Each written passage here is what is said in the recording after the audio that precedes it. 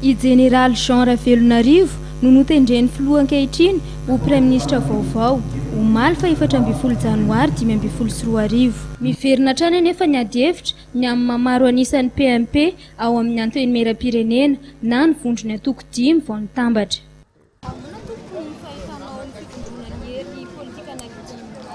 Ny fahitana anazy tompoko aloha dia lamina mihitsy ny ohatran'ireny satria ireny ma demokrasia ny demokrasia. Ny hery mitambatra ny ilaina fa tsy ny fanjakany anankiray fotsiny.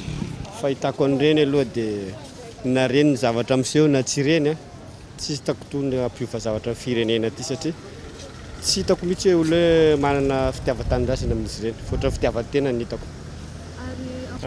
Fivondronana ireny aloha zany dia tena amin'akamandinika matoa ny olona mivondrona misy objectif ary rapport de force ohatr'ireny miteraka zavatra lehibe foana no avoatriny fa tsy fantatro zany hoe reny ve nisy vola tany ambadika tany naneritery hoe hivondrona sa ahoana fa tsy dia fantatro loatra mahakasika an'izay zavatra izay fa ino resaka raharaha politika fa amin'akamanokana aloha amin'izao raha ohatra hoe mivondrona ireny antoko politika 5 ireny dia misy zavatra lehibe tiandreo atao fa tsy fantatro izay zavatra izay na tanterany Andriamatoa filoha na tsy tanterany le fikasahandreo andeha hiaona aminazy zay.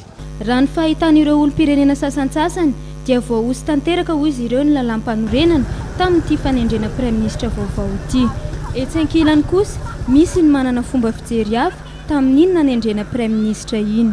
Fanendrenan'ny ministra omaly aloha dia tsy tokony atao ireny satria araka ny lalàna velona dia izay antoko maro anisa ihany no manendro ny Praiminisitra manolotra ny Praiminisitra.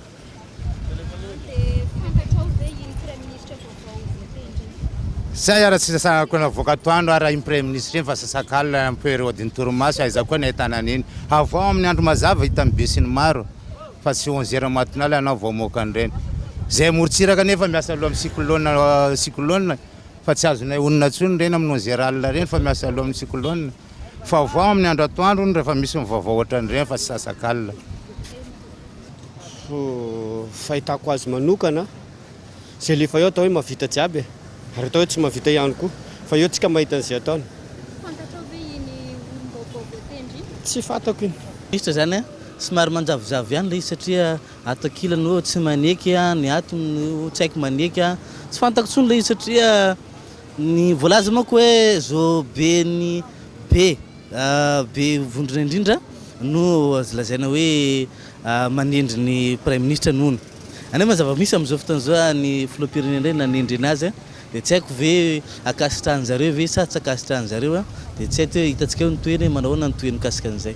Fanendrena Praiminisitra amin'akamanokana aloha tena mety satria resaka rehefa miaramila moa tsy miamboa didy zay ary ny anazy dia le mission ampanaovana anazy zany matetika tanterany foana tsy dia miditra amin'ny resaka tontolo politika ka fahitako an'iny olona iny olo vaovao mihitsy izy iny ka ilaiko amin'aka zany mety amin'aka mihitsy ny olona nitoendrena iny satria mbola olo tsary tsy dia tazanako firy teo amin'ny fitondram-panjakana mihitsy izy iny.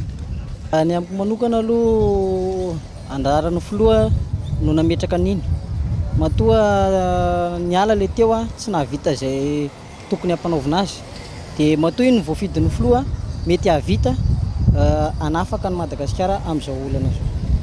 Araka izany mbola tsy voahaja hatreto ny lalam-panorenana malagasy ao amin'ny 14 tamin'ity nanendrena Praiminisitra vaovao ity.